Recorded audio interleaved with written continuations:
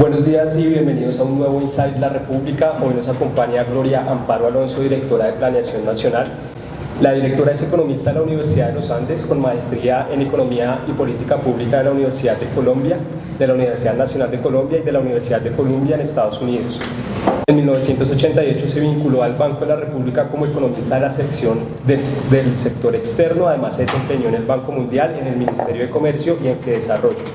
También fue directora de Política Macroeconómica del Ministerio de Hacienda y se desempeñó como Vicecontralora General de la República hasta agosto de 2008, cuando fue nombrada como directora del BNP. Directora, bienvenida. Hola, gracias. Muchas gracias por la invitación. Directora, aprovechando la coyuntura de que ayer el gobierno radicó el Plan Nacional de Desarrollo, la idea es hablar de cuáles son las principales metas que tiene y de algunos elementos que trae esta hoja de ruta que tiene el gobierno de Iván Duque y que ahora discutirá el Congreso.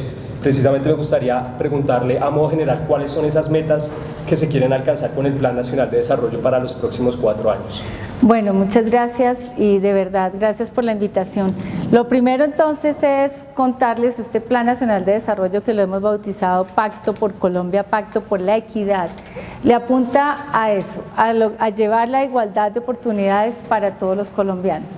Cuando hablamos de igualdad de oportunidades, hablamos de educación, hablamos de salud, hablamos de también generar oportunidades de empleo, y cuando hablamos de igualdad de oportunidades para todos, también estamos hablando de que si uno tiene acceso a la energía eléctrica, tiene la misma posibilidad de acceder a los mismos servicios que cualquier colombiano en cualquier ciudad de este país. Entonces, hablar de igualdad de oportunidades es eso, es que no importa en qué ciudad estoy, en qué ciudad nací, de qué color es mi piel, todos los colombianos debemos tener las mismas posibilidades de progresar y de crecer.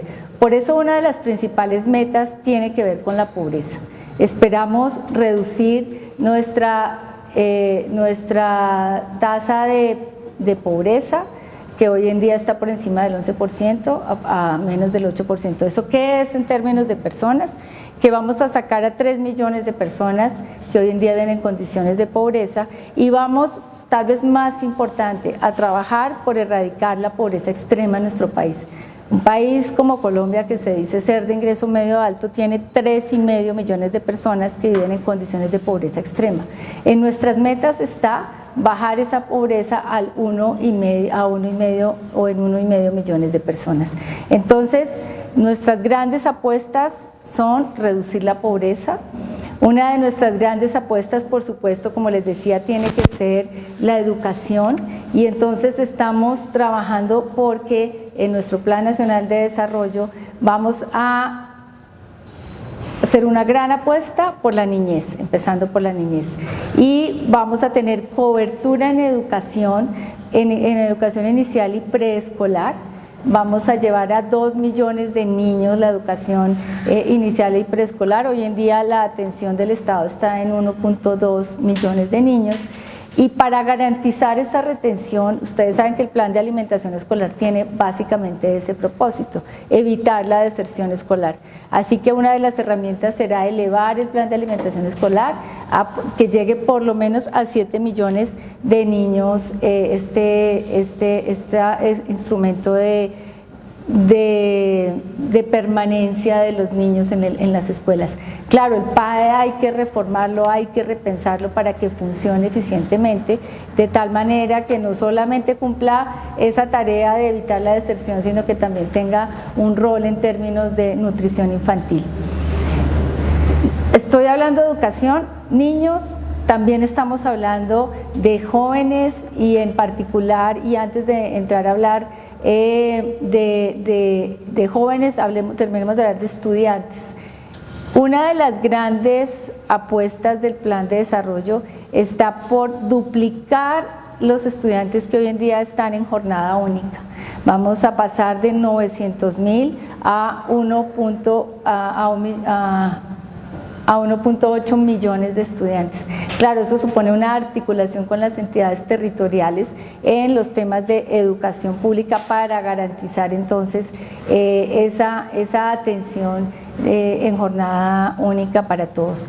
Y continuando con los jóvenes, en el plan de desarrollo está planteado que vamos a aumentar la cobertura en educación superior,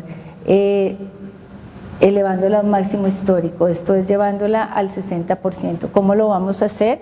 Vamos a abrir 320.000 cupos de jóvenes que son jóvenes pobres y vulnerables, de alguna manera es como se cataloga, es decir, dándoles atención, educación, con cobertura al 100% por parte del Estado, de tal manera que estos jóvenes tengan asistencia, formación técnica y tecnológica, que cuando terminen su educación escolar puedan acceder a un programa de formación técnica o tecnológica financiado por el Estado, de tal manera que después de que hayan financiado su educación, terminado su educación, ahí sí puedan acceder a un mercado laboral. Doctor, hablemos de las estrategias que tiene el plan, tanto lo que está discutiendo el Congreso como las bases con las que se armó este proyecto.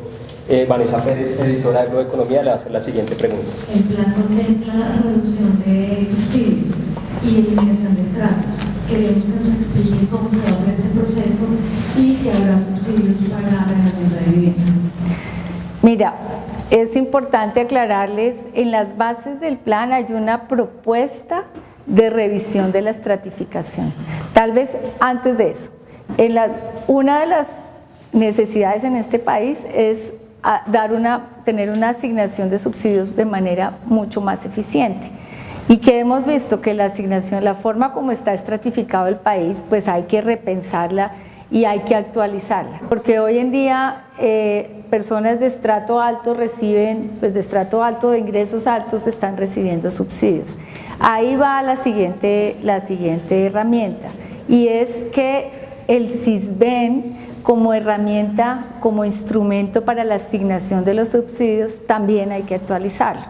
El Sisbén no se actualizaba tal vez desde hace 10 años y desde el año 2015 Planeación Nacional tuvo la iniciativa de, bueno, tenemos que actualizar la base de datos del Sisbén. Eso se hace con un barrido casa por casa. No es pensando en con nivel de ingreso, entonces le asigno el subsidio, no. Casa por casa, viendo cómo es cuáles son las condiciones socioeconómicas de la familia y si tiene lugar o no la aplicación de un subsidio. Hoy en día los subsidios de energía eléctrica, ¿verdad?, están basados en esa herramienta, y entonces pues hay familias que están recibiendo subsidio de energía eléctrica o de salud que no deberían estar recibiendo subsidio, pero tal vez lo más importante es que como la herramienta no se actualiza, de pronto sí hay familias que sí lo estén necesitando.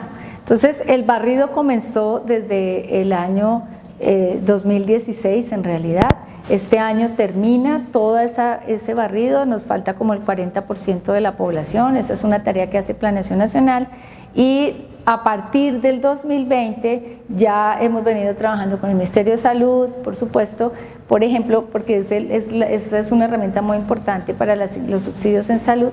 Entonces ya el Ministerio de Salud le ha anunciado a todos los colombianos que reciben el subsidio en salud que a partir de 2020 pues viene como una revisión de los subsidios. Aquí ha habido muchos miedos y mucha gente ha venido a Planeación Nacional porque por desinformación se estaban empezando esto es una herramienta en realidad de los alcaldes. Esta no es una herramienta, porque por ahí es que se asignan los subsidios, se hacen las transferencias de la nación a las regiones y los alcaldes entonces son los que asignan los recursos. Para ellos esta es una herramienta muy valiosa, muy importante, pero solamente comienza a aplicar a partir del 2020. Sigamos hablando sobre otro de los temas que trae el plan. María Alejandra Solano le va a hacer la siguiente pregunta. ¿Qué se incluye para sanear las deudas del sector de la salud en el país? Del sector salud. Sí. ¿Y cómo son estas bases para la ley del punto final que ha hablado el gobierno? Bueno, hay un artículo o varios artículos que le van a permitir al Ministerio de Salud poder sacar adelante ese saneamiento de las deudas. Entonces, lo primero es tener identificado cómo va a ser esa estrategia de conciliación de las diferencias. Si ustedes escuchan en los medios, dependiendo del doliente, la cuantía puede arrancar o puede llegar hasta los 11 billones de pesos, pasando por los 6 billones de pesos. Entonces, lo primero es identificar cuál es el verdadero estado financiero de las EPS o de las IPS, y lo segundo es darle entonces las herramientas al Ministerio de Salud para que pueda de alguna manera recoger esa deuda. Eso va a ser con instrumentos de deuda, con acompañamiento por supuesto del Ministerio de Hacienda, y ello está recogido entonces en la ley para que se pueda hacer, porque pues es poner a cargo de la nación deudas del sector salud.